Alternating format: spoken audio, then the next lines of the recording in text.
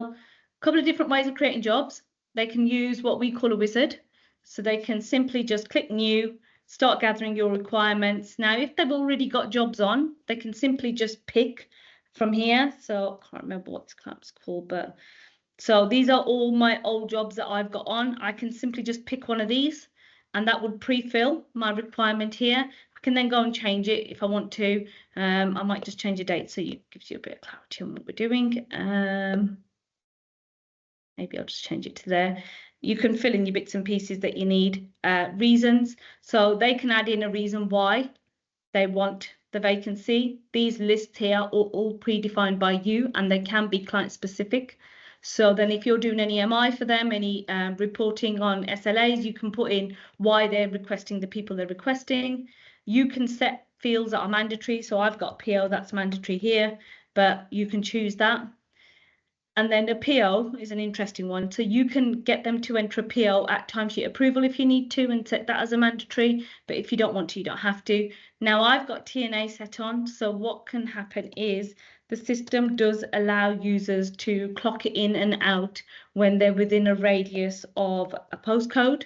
And you can have that for clock in and out, and then it builds the timesheets. That's one way of building it. Second way is you can use QR code scanning now, and then so they could have like a dumb terminal up where it just scans a QR code when the worker gets in, and that will build the time. If you don't use TNA, then simply this section here disappears off the vacancy. So all they do is put the requirements in, and then they can build the schedule or the shift plan, whatever you want to call it. So mine was from the 17th of June to the 29th. If it was through to July, then it would put dates in on the other months as well. And then I can simply just say, these are the shifts that I want. I might put that on a Saturday, and I can just simply do that and it will fill them in. But I can also drag and drop shifts from there. I can move that one to there if I want to, but then still put another one in there. I can edit the times and the requirement per shift if I need to. So you can do all of that kind of shift building here. And then when they go to next, it's just a summary of their job or the vacancy they created and a create, and that will simply create the vacancy. So that's one way of doing it. And then from here, you can very quickly in very few steps add a vacancy. You can view different. So if I wanted to see for a fortnight what's going on, it will show me a schedule. These are my vacancies here. I can turn off certain fields. So if I didn't want to see start time and end time, I can just turn them off and they will disappear from the grid. And then from here, they can see a list of all their vacancies that they've got. And then if they've got a shift per day, so that gives me number filled, number required. And then it shows you how many they've got, how many, they have filled, how many they need, and how many they've got offered. So, and then if they want to, and they need somebody on this day for this shift, for this vacancy, they can simply just do that and it will add the requirement there. The two people that are filled here, for example, that's not filled, that's filled. So what they can do is, for example, if they've got two filled, but they want to get rid of one, they can just go on here and make a decision on who they want to get rid of. So I can hide columns and show columns. So I can show the rate, whether they've worked at the client before, whether they've worked this job before. So they've got all this kind of information at their fingertips here to make a decision. Or they can simply say, well, who came in last, they go out first. And they can simply just hit the delete, put a reason in, and that will cancel the assignment. So they can do that as well if they need to. And that will send out, obviously, all the notifications. So it does that there. And then it's the same for the offered. So if a supplier or multiple suppliers put candidates forward to a job, they can simply go on here and view the people that have been put forward. And again, they've still got the decision tree to say, oh yeah, I like this person because he's been here before and he's done all this stuff for us. And then you can just do an accept. And then that will push them forward to the next stage and give the agency an email to say, yeah, your guy's been selected. And then from here, they can view their documents as well. Again, all of document permissions and them being able to view them is all controlled. So I've just let my guy view them, but you don't have to if you don't want to. Once the job's on, and then it's gone out to the agencies, they can then propose candidates.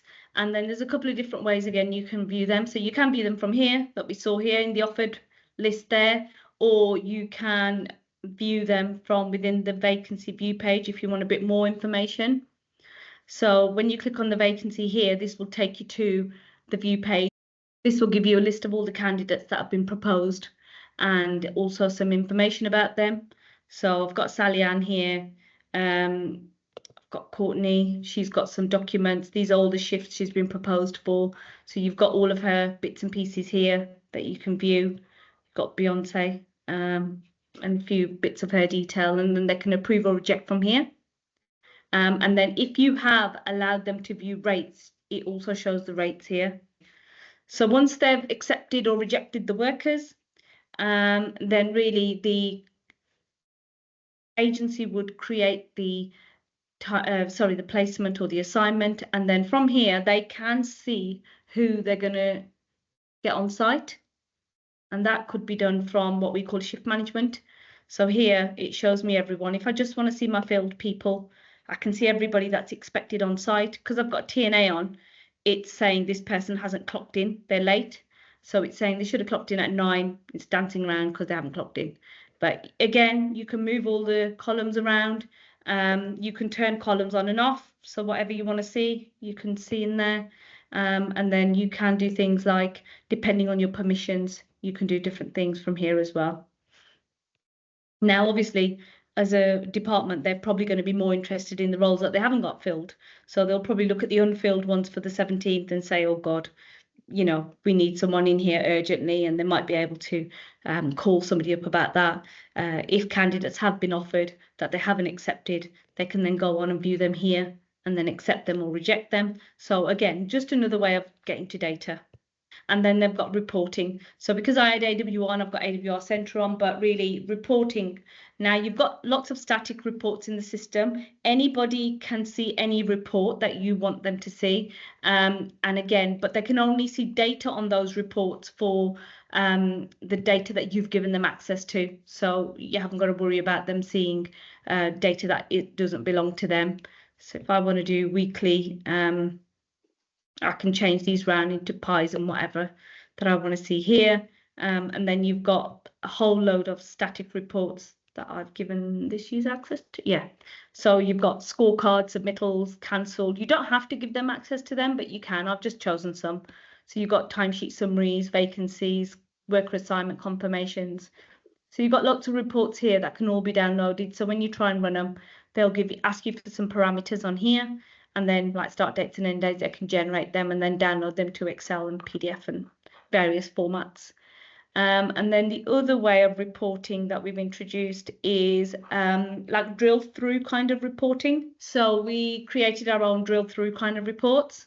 So this person here, I've given them access to the vacancy one, agency, supplier performance, timesheet and billing, but there are others like candidate, assignment, and other entities in the system, but I've just given them access to that.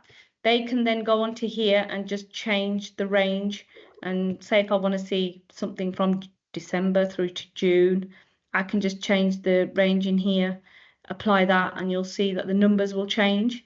And then from here, if I click on the 52 vacancies, that will take me to a list. I can group them, and then I can view more information about them if I want to. Here, I can export these into any format. I can change the columns. If I don't want to see client and agency, I can just turn them off and turn them on. So it's like a drill through reporting that we've created. And then again, you can do global searches here as well. So I don't know, if I always want to just see the day shifts, I can just do that and it will give me totals of just the day shifts.